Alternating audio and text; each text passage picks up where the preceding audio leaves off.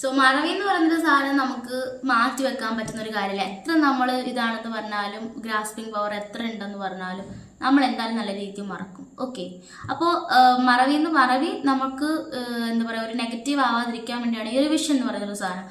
Revise ചെയ്യണം, എന്തായാലും revise ചെയ്യണം. ആദ്യം തന്നെ പഠിച്ചു പോകുമ്പോൾ ഷോർട്ട് നോട്ട്സ് ഉണ്ടാക്കണം. സീരിയസ്ലി ഷോർട്ട് നോട്ട്സ് ഉണ്ടാക്കണം, ഫോർമുല ബുക്ക് ഉണ്ടാക്കണം. ഫിസിക്സിനും കെമിസ്ട്രിക്കും ഫോർമുല ബുക്ക് ഈസ് ഇമ്പോർട്ടൻറ്റ്.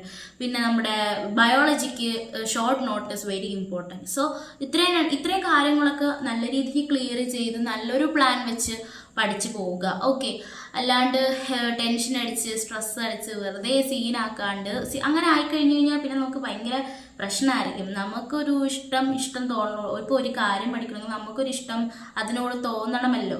അപ്പോൾ ആ ഒരു ഇഷ്ടം വേണമെങ്കിൽ നമ്മൾ ഇഷ്ടപ്പെട്ടേ പറ്റത്തുള്ളൂ. ഇനി വേറൊരു കാര്യമില്ല. കാരണം നമ്മുടെ ആഗ്രഹമാണ്, നമ്മളുടെ അവസാനത്തെ ഒരു ഗവൺമെൻറ് മെഡിക്കൽ സീറ്റാണ് നമ്മുടെ ആഗ്രഹം അല്ലേ.